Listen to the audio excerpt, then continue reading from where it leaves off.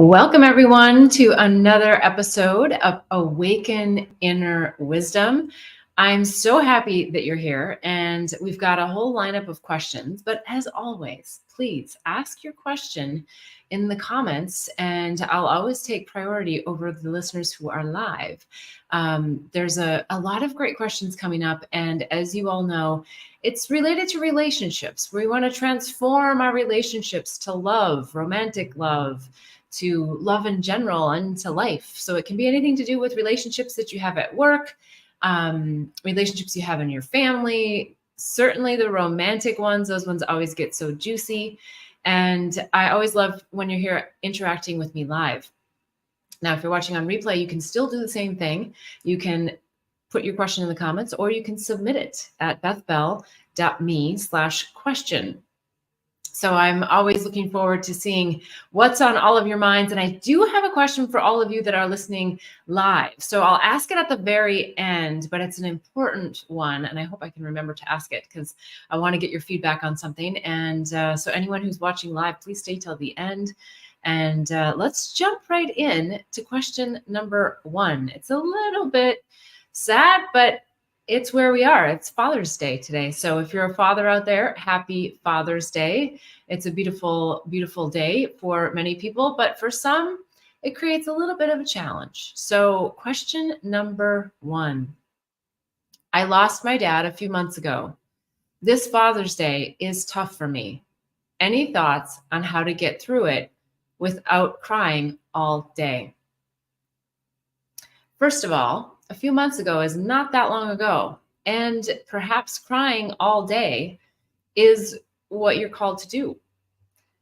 I would feel deeply, deeply into yourself, and if you really feel like crying is something that you've been holding back, I would allow yourself to cry. I would just take the day, find a comfortable place, and think about all the memories, maybe even accentuate the crying by thinking about specific memories. Maybe find something in your house that's a reminder of your dad and bring it close and start to honor it. It feels like it's a good time to cry. I know it doesn't seem like it because it's Father's Day and you have lots of happy memories and you want to just remember the happy. But if this is literally like, even less than a year ago, there's a lot of emotions to process there. And I think it's time to process them because we go through lots of different layers of grief, right? And I don't know where you're at on your journey with that, but I think we can go back to the sadness part multiple times, and it's not bad. It's actually good. And I think that there's a lot to reflect on. Now, with that said, if you're not feeling like you really need to cry all day long, I highly recommend doing a gratitude journaling session about your dad. And while you're in there journaling and you're journaling all the things that you love about your dad, there's going to be a lot of memories that come up. Be sure to allow any feelings in your body, like really note, like as you write something, then note like, oh, how did that make me feel? And like, why is that such a great memory? Like, why is that coming up versus all the other memories out there? And dig into it. The other opportunity you have, if you're really going to get into your dad's energy, and back it up for a second. Here's something that I love to do when I want to speak to my ancestral lineage. So oftentimes I think about like my grandparents and people that are passed over. And now you can certainly use this with your father since he's passed, is get an incense. I was going to say your favorite scent, or maybe your dad's favorite scent, if you know what that is. Or maybe it's just like a manly scent, something that's, maybe it's not roses. Maybe it's even Palo Santo. Maybe it's something that feels woodsy if he was kind of an outdoors guy. And light the incense and send that up. Like I always look at the smoke from incense, that goes up as I am asking for you to be present with me, that I am asking to speak to the spirit realms. So light the incense first and then sit and do this journaling exercise where you're actually writing memories down about your dad. And here's the part that I think gets really extra juicy. If you haven't done a lot of work on understanding the programs and the imprints that your parents have placed on you or whoever's raised you, if you haven't done that inner work, this is a beautiful time to do it. because you can get in and start thinking about, ooh, what were some of the limiting beliefs that I heard my father say? Or what were some of the critiques that my father gave to me? Like get into the stuff that if you're already in your emotion, right? Maybe you start out a little bit sad and then you start to get into some of the things that maybe even made you angry or maybe made you feel rejected or maybe made you feel like, hey, did my dad really love me? Because he yelled at me or he did this or he said that. And get deeply into that energy of your dad and the programs and the imprints. Now, if you're not sure what I mean by that, a program or an imprint is a way that your father, I'm going to stick very specifically on your father since this is the question. It's a way that they believed and instilled in you a belief about how the world works. And it's not necessarily how the world works. It's how they got programmed and their personal life experience about love. Everything's always about love, isn't it? It's love or fear or something that they feared. And so they tried to instill in you these ideas because they didn't want you to experience the heartbreak or, whatever it was, the shame or the guilt or who knows what the emotion is. But if you get in there and you start realizing, oh, yeah, my dad said this and it made me feel this way. Then you start to get into some of the things that you are running as just like truth in your mind. It may not be true. Because when we get into the unlimited possibilities and we get into knowing that there's this energy and this opportunity in life to be and do and have whatever we want, then we can get beyond all these programs of the mind and the programs that were instilled. So I'm actually turning it into a whole spiritual awakening exercise that you process your emotions, right? By coming up with things that made you feel great, memories you have, and then going a little bit deeper into some of the things that maybe didn't make you feel so great and maybe made you think, like maybe that's not true. Maybe I'm not, I don't know why this comes to mind. I don't think this is your situation, but maybe I'm not stupid. I remember there's someone that I know very well that said that their dad used to call them stupid. I'm sure that had a huge imprint on that person, right? Because they were always trying to get beyond it. In fact, I am actually reading the book on Elon Musk, and it's just fascinating to see how terrible his father was to him, and how, on some respects, it really shattered his life, and on other respects, it drove him to probably be the person that he is. So there's good and there's bad, light and dark aspects of all of us, and so get in there.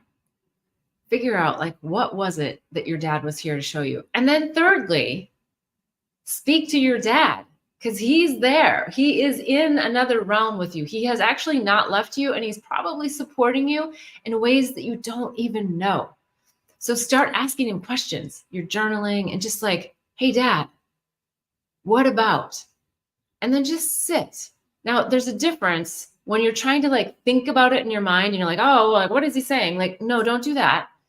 Sit with it and like really be in your heart. Because if you started with the emotion first, it's going to make it a little bit easier because you're going to be in that squishy spot within yourself that you're really ready to listen with your heart as opposed to listen with all your thoughts in your mind.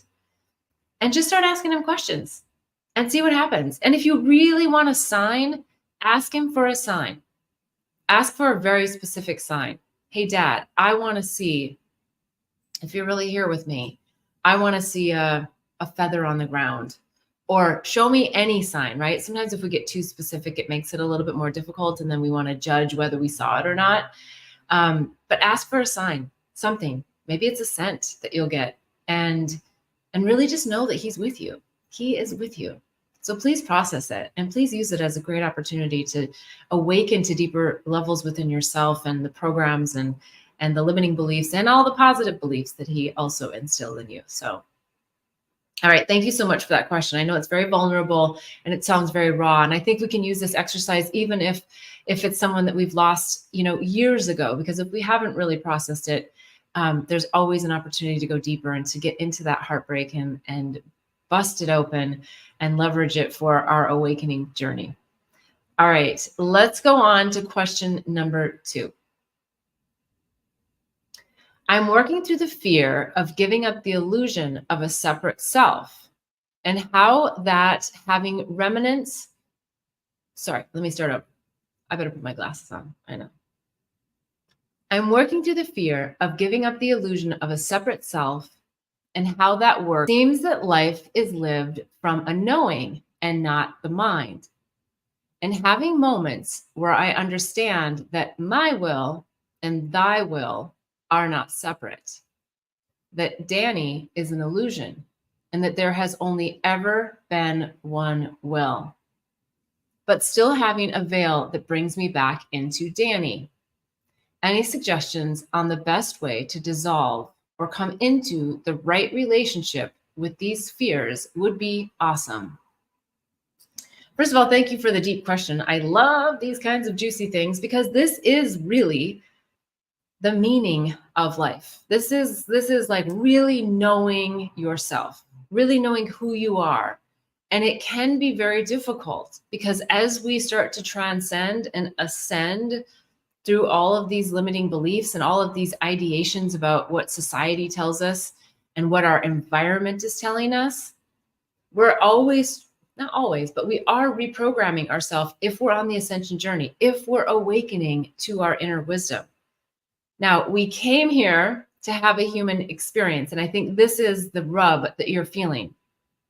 But I want to go specifically to thy will versus my will, and that they are not separate. You are right, they are not separate. But we have the mind, and the mind allows us to play with ourselves in the sense that we set up all these obstacles. Because if we had come in and we just said, I'm just going to be light and love and just the most enlightened master on the planet, then what is there to do other than just sit in bliss and love and just be bright? Which there's nothing wrong with that. We have ascended masters on the planet that have done this and have demonstrated this for us. But that's not what you set up for. So you came in, as you know, with a soul contract. You came in with certain points on your journey that you were going to have to work through, if you will. And how you work through them is your will. The touch points of which you reach on the journey are thy will, because they're part of the soul contract. So they actually are preset ideas about these milestones, if you will, that you're going to reach and you're going to hit, that are going to open up new doors, right? So I don't know why this comes to mind, but you remember those little Russian dolls, like where you open up the big one and then you go to the smaller one, and you go smaller one, right? So it's kind of like that, but almost like the opposite, where you start out small, thinking that you're a body and thinking that you're Danny, and then you start, oh gosh, there's more to me. There's more to me. There's more to me.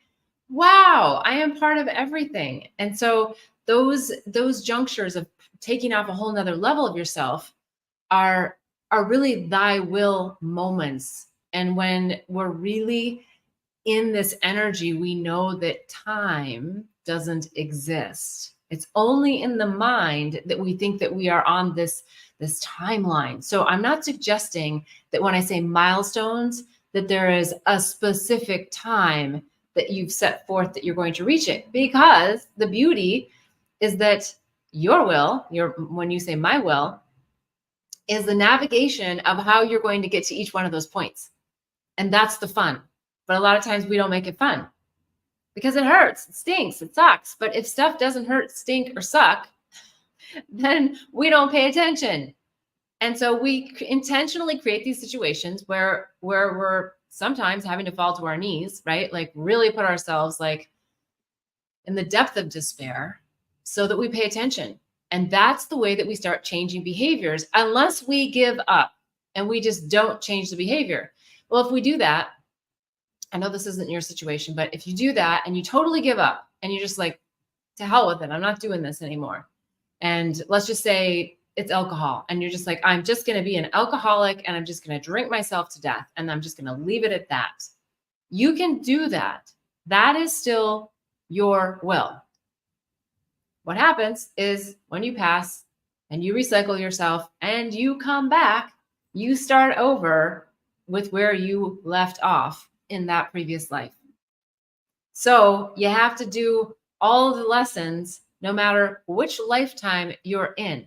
So I like to encourage people, which is why this is called Awaken Inner Wisdom. Why not do it in this lifetime? Why not get to the ascended states that you came here to experience so that you could be in a more Jesus-like state, Buddha-like state, Yogananda-like state, Dalai Lama-like state, where you've broken through all of these constructs.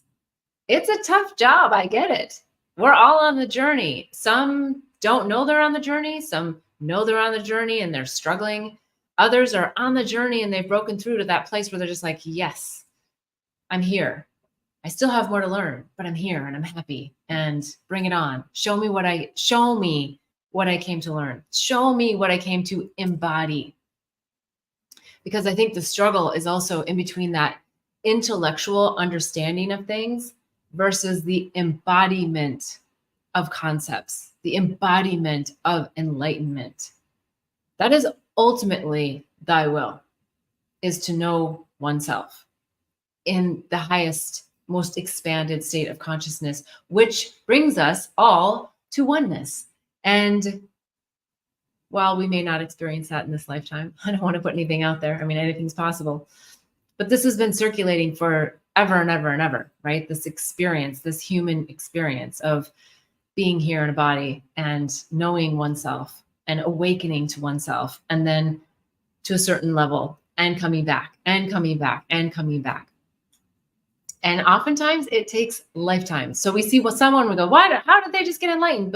They've probably done this lifetime thing many lifetimes. So hopefully that's helpful. I'm going to just double check and make sure that sometimes I get off topic a tiny bit. I want to make sure that I've got this. Seems like life is lived from a knowing and not the mind. Yes. And so that is that deeper place of sensing and feeling, but it requires you to be in your body to feel the receptors, to feel the feels. And most people are operating from here up, right? They're operating from their mind because that's what they're taught to do. It's what society teaches us to do. That's what our external environment teaches us to do, is, oh, that's happening to me, versus really going in and saying, whew, I called this experience in for a reason. What is it? How do I feel about it? And transforming the feelings within so that then what's happening in the external world changes too. And that is the challenging part. And then you mentioned about having a veil that brings me back into Danny. So yes, we ascend to these levels and then boom, the mortgage payment comes and you're like, dang it, I don't have enough money for that. Like, shit's getting real right now. So that is still the human experience that you've called in to have. And you want that. You want to be gauged back to this reality because you're living here on planet Earth. You're not in the celestial realms. Well, you are in a multidimensional way, but you're here and you chose to be here at this point in time. And so really stay focused on, thank you for showing me. Thank you for allowing me to feel ascended. And then when you're not feeling ascended, thank you for showing me my humanness. Thank you for showing me the programs. Thank you for showing me the emotions. Thank you for showing me at a cellular level where I'm at with my own awakening and embodiment. Anything other than gratitude and surrender is fighting it. And I know you know that. So let's just all stop fighting it. Why are we fighting the ascension? And really feeling into it and asking for support, asking for help, and asking from our own source intelligence help, which, if you don't know by now, one of the reasons why I wear the crown is symbolic. It's symbolic. Yes, it's about being in our kingdoms and our queendoms, but it's also about channeling our own inner wisdom. And we can do that, especially when we have our crown chakras open. So that is the journey, isn't it? To awaken inner wisdom. All right, let's go on to the next question. I'm happy if you've got questions on anything I'm saying. If you're watching on replay, please do not hesitate to to write here in the notes, in the comments, a question you might want me to elaborate on or clarify.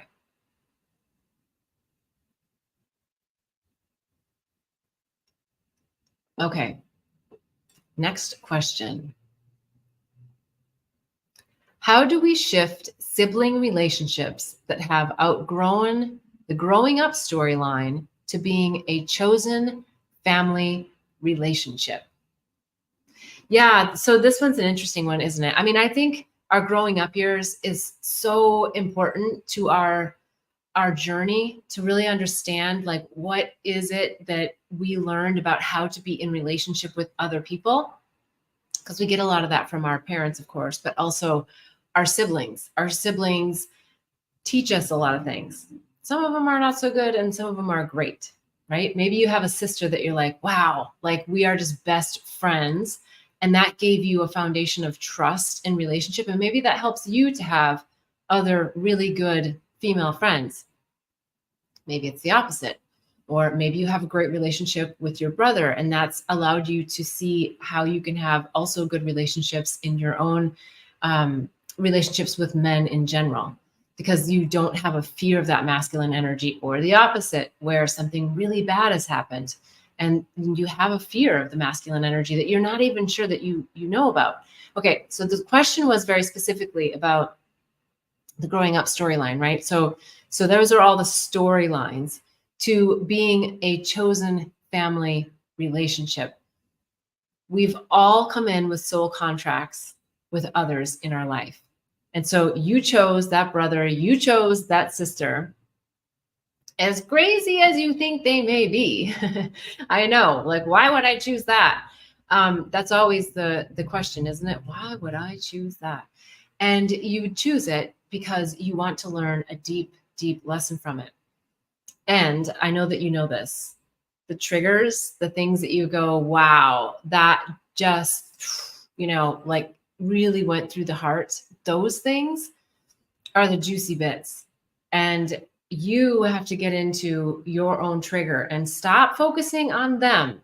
Stop focusing on when they do that, it makes me feel, like, get to the it makes me feel part, but then know, like, what part of myself do I need to heal so that they're not even interested in throwing that dagger to me. And or when they do, I just go, phew, yeah, like let it go, right? As opposed to like, hit me here. And it's kind of like in the movie The Matrix, where he's, at the one of the final scenes, he's like going like this, like, let me just, it's kind of like that in a way, in a funny way, that we just eventually are just like gently moving, like gently allowing everything to just flow by. And when the response stimulus doesn't go back to your sibling, then either their behavior starts to change and your relationship starts to change, or they just start to step away and maybe you spend less time with them. Maybe you get fewer phone calls. Maybe you just get fewer daggers because they're just not getting, or maybe you get an incredibly healed relationship with them. And then they start realizing, oh, I guess that's me angry with myself. And I'm just projecting it onto you. But the trick is, as you know, like, you cannot say to someone, this is you and your shit and you need to do it. No, it's like everybody's on their own journey and you got to go within yourself. And then you have to let them go within themselves in their timeline. And that sometimes for a lot of awakened beings is the most difficult, because we're like, no, I've got the toolbox. I know how. I want to show you. I want to help you. Let's do this together. And sometimes the together part is not going to happen. Sometimes it does, but a lot of times it doesn't, because they're on a different journey. They're on a different way of coming to it. That, like with kids, a lot of times you've taught them something year after year after year, and like they don't think that it's cool or makes sense until some complete stranger says this to them. They're like, oh my God, that's such a great idea. It's kind of like that too, right? Where sometimes we just have to hear things from someone else that's not in our family system. All right. If there's more on that comes to mind that you want me to clarify, I'm happy to do so. Or for any listeners, if something comes to mind when it comes to siblings and something you're struggling with. Okay. Ooh, thank you. I look fabulous. Thank you. Shining right back at you. Bright light. Okay, next question. Struggling with keeping my zen when my family is constantly antagonizing me. I know I need to stop and not react. And while I remain positive slash upbeat, the picking drives me to hold, then explode, and then I look like the crazy lady. My observer is like, whoa, who did they flip this whole thing? Whoa, who did they flip this whole thing? Or maybe that's phrased wrong, but my observer is like, who did they flip this whole thing on me? Or how? Ah, that's what it is. Whoa, how did they flip this whole thing on me? I was calm and now I'm crazy, but they were crazy all the way up to that point. Makes me become someone I am not. It also makes me not want to be who I am when I am with them. Ooh, I get the frustration there. And it's incredibly similar actually to the previous question. So I think a lot of what was said applies to this as well. Although I'm feeling like this one is actually more apparent, whereas the other one felt like siblings. And so let's take it a little bit from a different perspective, that being the parent and feeling like your spouse and child or children are creating this and antagonizing you. And, yes, they are. And they are for a good reason. Doesn't feel like it, but it is. And the good reason is that you ask them to do this so that you stop picking on them. And I know in your mind you're thinking, I'm not picking on them, I'm accepting of them. But there is something within you that is still picking on them. So you've got to get to like the smallest nuances of picking on them. It is hard. It is hard to not pick on other people we love. You know that phrase, something like the people we love the most, we hurt the most, or we're the rudest to the people we love the most. Yeah, it seems kind of crazy, but it's true, because we have that deeper relationship where we can get in and like really twist the, it sounds like a terrible example, but twist the knives, just to get the triggers. And actually what really comes to me strongly as I'm answering this and channeling the insights is that you're not being yourself. And that is the crux of the whole thing, is that you need to leapfrog over to being exactly who you are and want to be, instead of trying to fit in to who you think they want you to be, or maybe who they really want you to be. Maybe there's some aspect about you that they're like, oh, I just wish she did this, or I wish she didn't do that.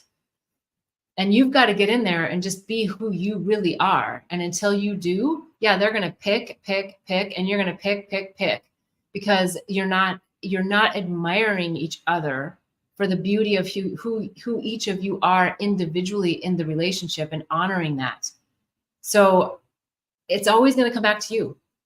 You've got to be you and stop trying to people please and be something for someone else.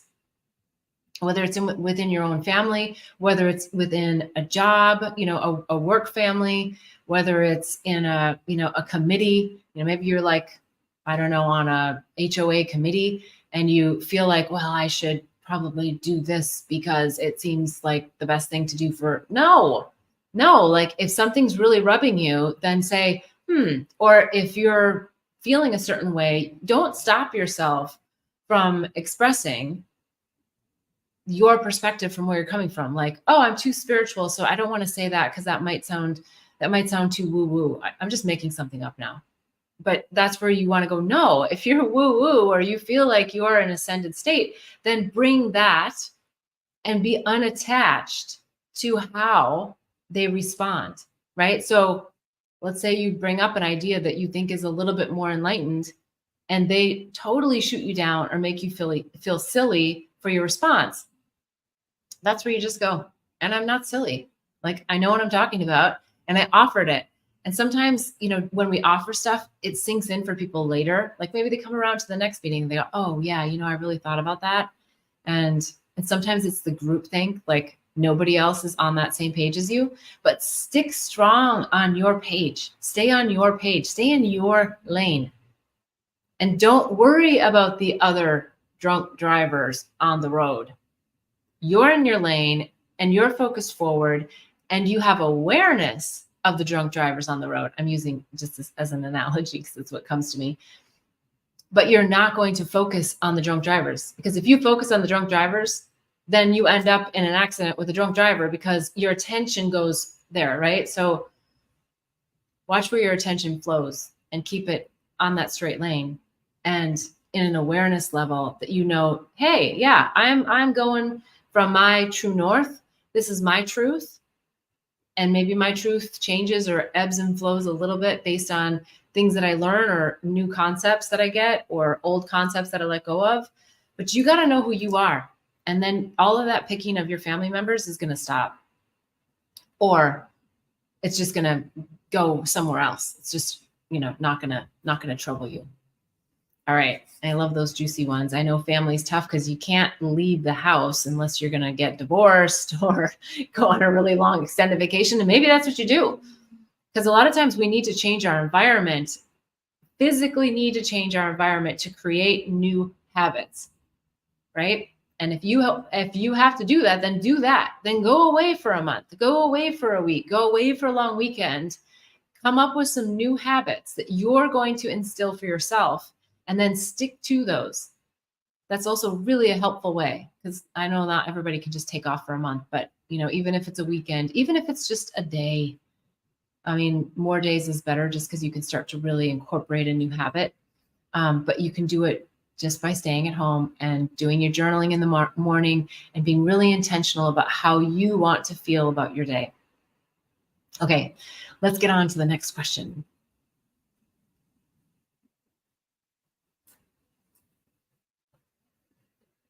Okay, how do we respond to someone with suicidal thoughts in regards to discussing the mind's narrative and contributing to that? This one's a bit tricky. I'll always say that when we're talking about someone who's suicidal, there are professional helpline numbers, and I highly recommend that you guide individuals to those professionals that can really help specific to their circumstances. From a wisdom, intuitive place, I'll answer this question as a supplement to that. The thoughts are thought loops. They're an identification that that person has with those thought loops, thinking that they are that. I'm just making stuff up, thinking that they are a loser, thinking that they are not good enough, thinking that they are not providing, thinking that they are not popular. I don't know. It depends upon the age of people, right? Like what kind of thought loops they're in. It could be that they did something. It could be, lots of different thought loops that get them into this place. But those thought loops have happened over a long period of time. And that's what you're talking about, the mind's narrative, right? So how do we talk to them about that? It depends upon where they're at in understanding that aspect of themselves. Do they even know that they're in their mind? Do they know what it feels like to come from the heart? The suggestion that comes is, if you have that relationship where you can have the conversation, which it sounds like you do, ask questions that are from the heart, not about the situation, maybe not even, you might want to come around the topic. Like, so if you know what their issue is, and oftentimes it is about self-worth, then I would maybe come to something that's, a little bit off the beaten path. Like if you know that they have a love for surfing, let's talk about how you feel when you're surfing, and kind of come around it, as opposed to, let's talk about how you feel when you're going to pick up that next drink, or when you feel like you want to actually take some kind of harmful action. Again, no, I wouldn't go directly for that. I think that gets too much into the storylines and the loops that you're talking about, the mind narrative. Go away and out from that to other things in their sphere, things that you know that they love. try to get that shift in energy to be more centered in their heart about things that they love, about people that love them, about memories, and start from there. And once, if you're able to get them into that shifted state quickly, maybe it doesn't even have to be quickly. Maybe you've talked to them for an hour. Let's not put time on it. Then keep talking more about that and find things that you feel can help them align with that feeling. Activities, groups, other people that might be supportive of that kind of feeling, of that kind of joy, of that kind of peace. And work with them. Maybe what comes to mind is to have a set day and time that you're going to just be with them. Like, hey, every Monday morning at 8 o'clock, can we just have a 15-minute call? Because I really want to support you. I really want to talk about the things that make your heart sing in that 15 minutes, so that they also can feel the support. I think having that lifeline of support is really important, and it helps them to want to open up to the narrative. I know it can be really, really tough, especially when they're in that space. And that's why I think it's important that we always get healthcare professionals also involved in this, because they have recommendations and they know patterns and they can identify things that we're not professionals to do in relationship with others. So don't skip that step, but having the heart-to-heart conversations, but that's not about the pain and suffering, that it's about the joy and the bliss and the bigger purpose in their life and why they're here, and helping them to stay focused on that, not rehashing all the old stories. I think that's what's really going to help them get out of that mind narrative, to have you as that cheerleader, that guide, that support team member, that trusted stake in the ground of, okay, I know I can always go to so-and-so to just get a little bit of a pick-me-up. Hopefully that's helpful. I know that can be a really difficult situation. Okay, let's go on to the next question.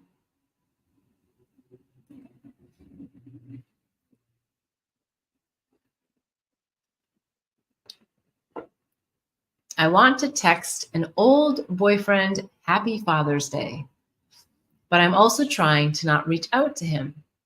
Should I text him or not?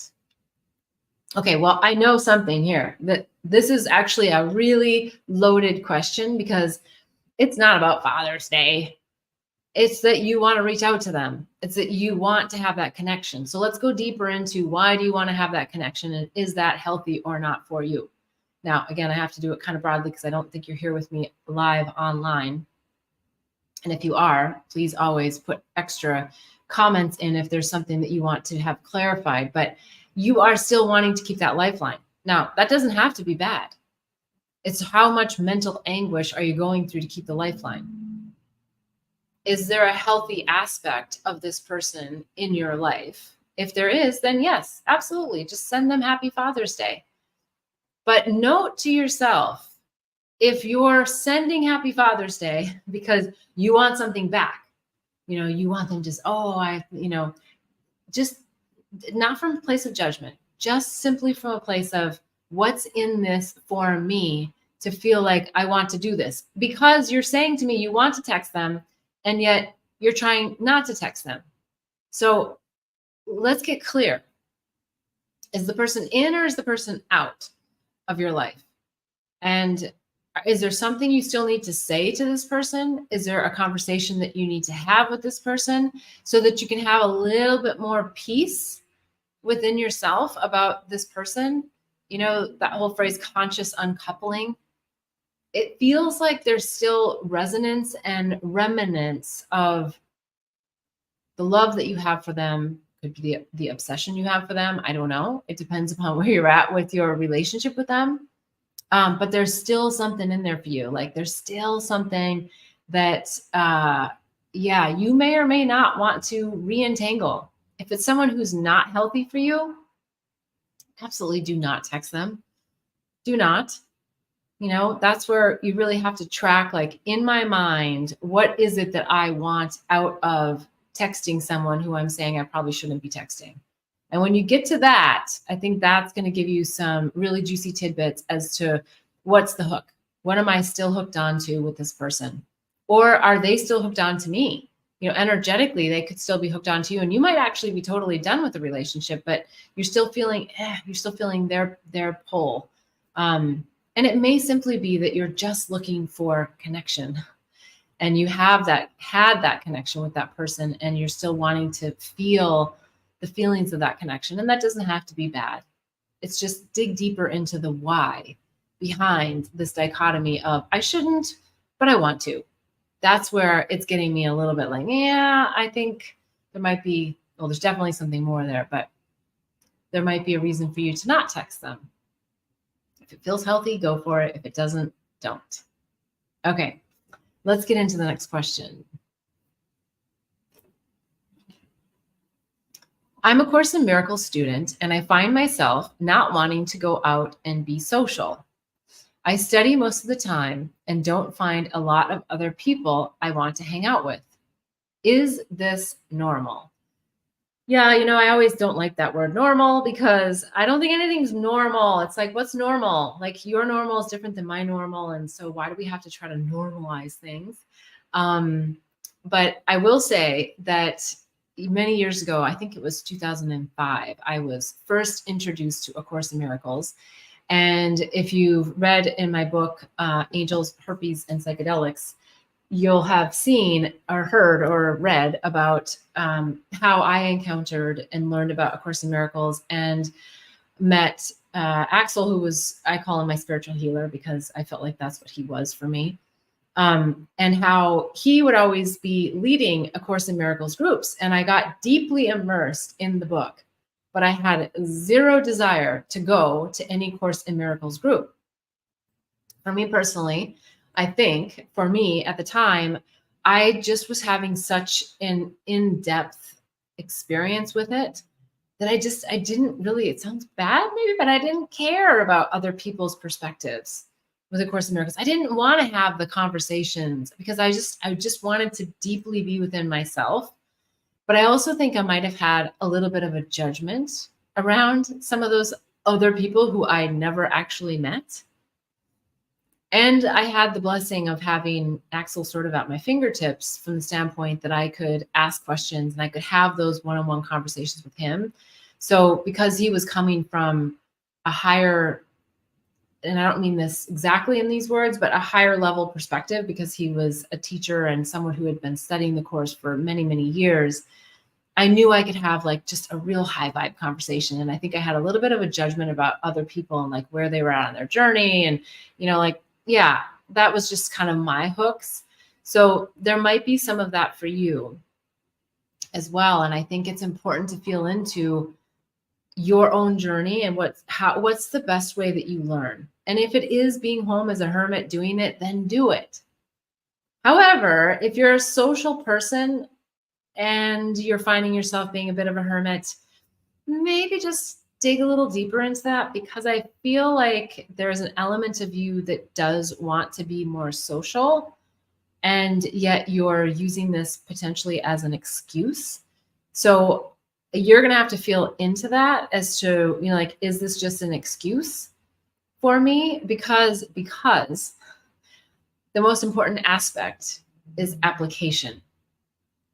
Again, we can learn intellectually about a lot of spiritual concepts, but until we can consistently apply them in our everyday interactions with other people, right? So a little off topic, but it's perfect for this. When we're single, we have these fantasies about another person in our life and like how wonderful it's going to be. And, and if I meet that person, everything's going to be great.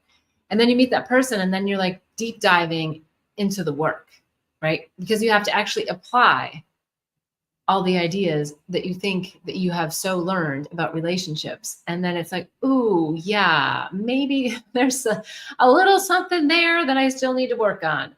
And that is why we have relationships. That's why we're having the human experience, having other people in our life to reflect back to us these things about ourselves. And so even as a Course in Miracles student, and maybe especially as a Course in Miracles student, you got to get out there and you got to get triggered by the guy that's cutting you off on the road, or the one that's flipping you off, or the one that's, whatever it is, right? Just to go, oh, thank you. I'm going to let that go. That's not about me. That's about them. And thank you for showing that there's still something within myself that I need to let go of in regards to that, whatever that is, that emotion, that feeling, that experience. So I do think, and I get kind of this feeling for you specifically, that you should get out more, and that you might be using a little bit of it as a crutches and as an excuse, but you feel into that and see where you're coming from on it. I would love to know in the comments, even if you're watching on replay, what you think. Okay, another question coming in live here. Are you on the brink of divorce or already divorced? Are you saddened or depressed due to the separation with your partner and you want him or her back? Are you tired or arguing and fighting? Are you looking for a solution to your marriage or relationship problem? If your answer is yes, DM me. Okay. So it looks like it's really just a spam asking for me to DM them. So maybe they have some question about their own life, because I am not any of those things that they're writing. So thank you for tuning in, and perhaps Herb's Love Spell has a question to ask. All right, let's keep going on here. We've got a few more, and then we're almost down to the hour. Thank you for tuning in. All right. I'm in a long distance relationship. I live in California and he is in England. We've been flying to see each other every month. I think it's going to work out, but my friends keep saying it's not, and I should get out now before it all goes too deep. Long distance relationships are great for lots of reasons, because we can learn a lot, and there's downsides and there's upsides, right? So the downside of a long distance relationship is we put on our best self when we're together, and it's easier to do because it's shorter periods of time. And it's a little bit like a honeymoon every time we get together. So that part can be very delusional about how someone lives. Now, one of the upsides is that you get to have a lot of conversation, and it's not just about the bedroom, and it's not just about the sexual aspect of the relationship and sharing, that you really have to talk, and you have to talk about life, and you have to talk about beliefs and ideas and future and fantasy and the present and everyday problems. And you do get to navigate with another person some really interesting information about how they handle everyday problems, everyday things that happen in their life. And so that's, I think, really, really important for you to be able to talk about and not just act on in that more physical, compassionate, passionate way, I guess I should say. So there's good and there's bad, right? I think if you're looking for a life partner, there is potentially a realistic aspect about having some conversations if one or the other has any desire to move. And if there's a complete stalemate on that, then there could be a reason for you to continue to reconsider whether this is the right thing. However, what comes to mind to say specific to this situation is that you invited them into your life to learn some deep lessons. So I don't think we always have to have the end game in mind. If you're okay not knowing if you're going to make a bigger commitment, meaning that you one or the other moves to each other's respective countries, if you're okay with that and you're in flow with that, then I would stay as long as you're happy being in the relationship, as long as you feel like you're learning and you're ascending and you're awakening, then absolutely stay in the relationship and learn everything you can, and learn everything about yourself that you can. Yes, of course, you're going to learn about them, but they're just a reflection of you. So hang in there. I think that's a big, I've had a lot of long distance relationships in my life as well.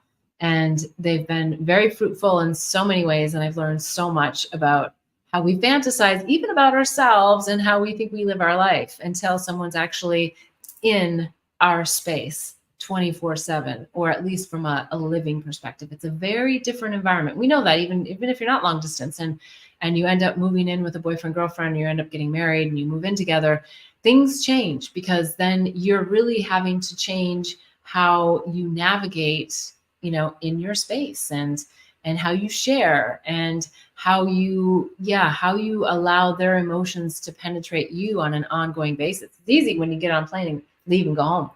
So yeah, there's lots of juicy stuff you can learn there. All right, we're down to the hour. I so appreciate all the questions that you ask and submit each week. You can always go to bethbell.me/question and submit them in advance. You can put them live in the comments section.